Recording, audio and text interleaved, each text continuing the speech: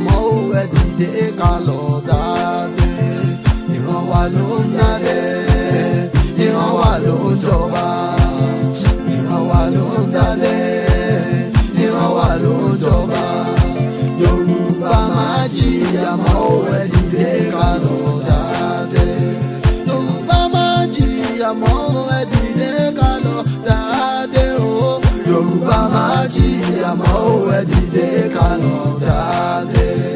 Yorùbá máa jìyà mọ́ ẹ dìde ká lọ What is before me this afternoon? What is before me this afternoon? Is the solution to Fulanization agenda. Our apostle have discussed and he has put more light to what is going on in Nigeria. We have seen what is happening. Myself, I'm formerly an Almajiri boy.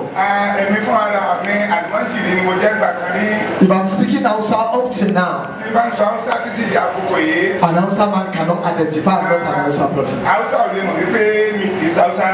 So I understand what is going on in Nigeria. As touching the president of Nigeria, Buhari, I know him one-on-one because I stay in Daura. But we want to see what is the solution to the Fulanization agenda. What is Fulanization agenda? The Fulanization agenda is the vision of the Fulanis.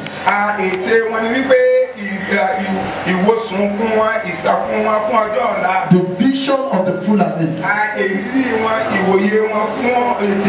The plans of the Fulanis. They have a plan for Nigeria. Not only Nigeria, but Africa as a whole. If you look at the paper that is in your hand, I will start from in our last edition. We discussed about Fulanization agenda of our states and Nigeria at large. In this presentation, we shall be looking at some suggestions and solutions against Fulanization agenda moving on Nigeria.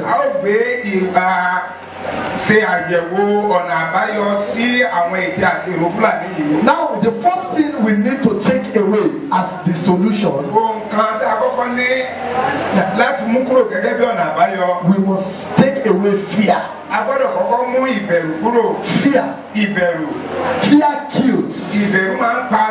If we look at many of our leaders today that used to be vocal during the time of Jonathan, today you will never hear them saying anything about Nigeria. Jews, because they are fearful. We must take away fear. We must take away fear.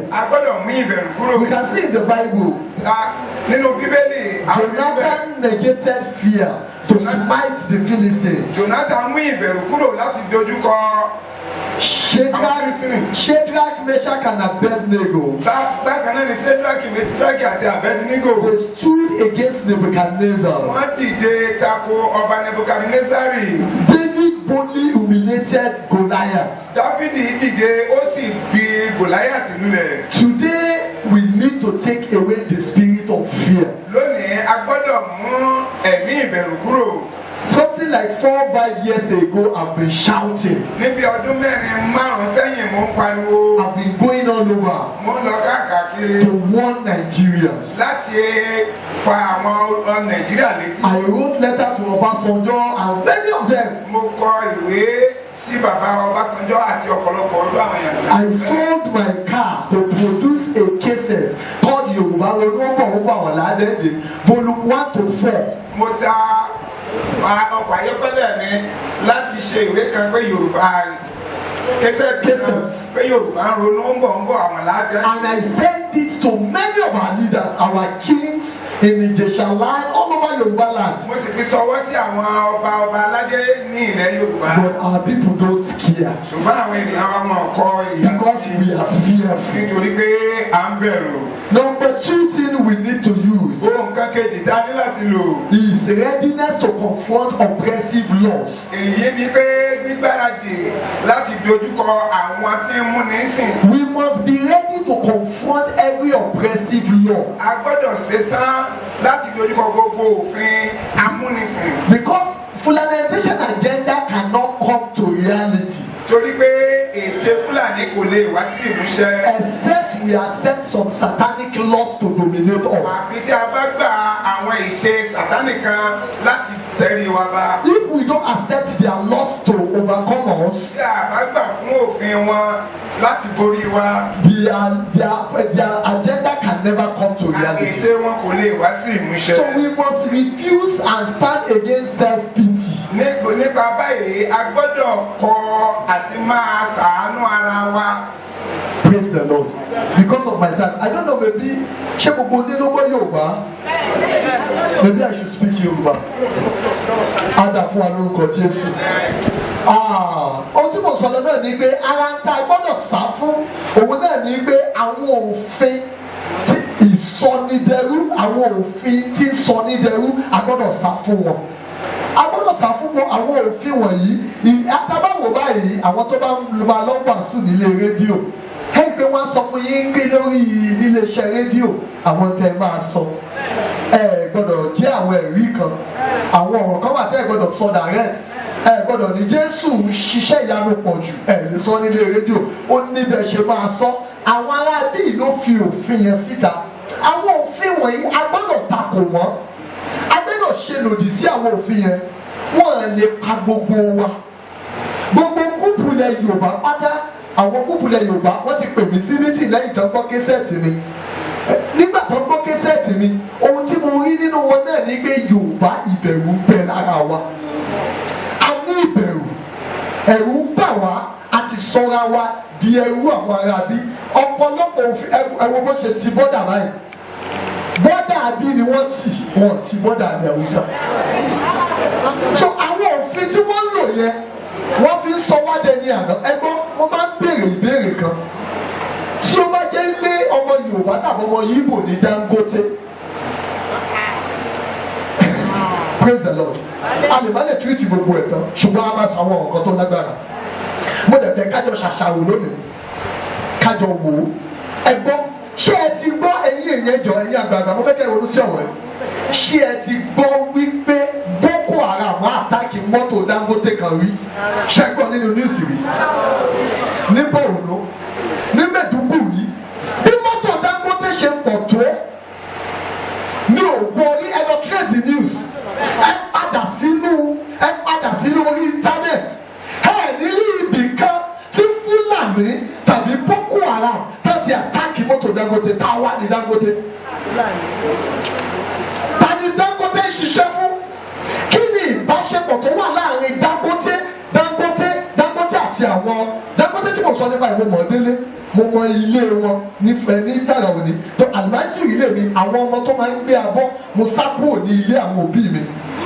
Ẹ̀yin tẹ́ bá wọn Alhaji Bọ́dáwù Kudus Ajíṣegírí ọmọ wọn ní Lẹ́kọ̀ọ́ nígbà tí Kánò ni wọ́n bí wa sí nígbà tí bàbá mi ló sọ màmá tèmi di Christian.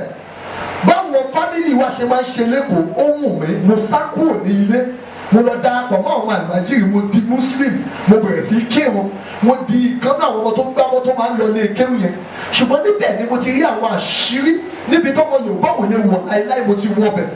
So mo mọ tí mo sọ kì í ṣe pé mo kàn wá dúró níbí mo kàn fẹ́ sọ fún yín pé wọ́n sọ wípé rárá mi ò wá sọ pé wọ́n sọ wípé mo ń sọ àwọn tí mo mọ̀ tẹ́lá padà èmi ló ń jẹ́ Yorùbá ronú ẹ̀dá yẹn lórí Google agbóhùn kọ̀ọ̀jáde Yorùbá ronú ń bọ̀ ń bọ̀ àwọn làádẹ́ẹ̀dẹ̀ èmi ló ń jẹ́ bẹ́ẹ̀ àwọn kí ṣe understand ọ̀rọ̀ mi so tí mo kí àti sọ ni pé níbí yìí a gbọ́dọ̀ lòdì sí àwọn òfin tó fi ń sọ wá dẹrú, àwọn òfin tó fi ń sọ wá dẹni ẹ̀yìn a gbọ́dọ̀ ṣe lòdì sí wọn.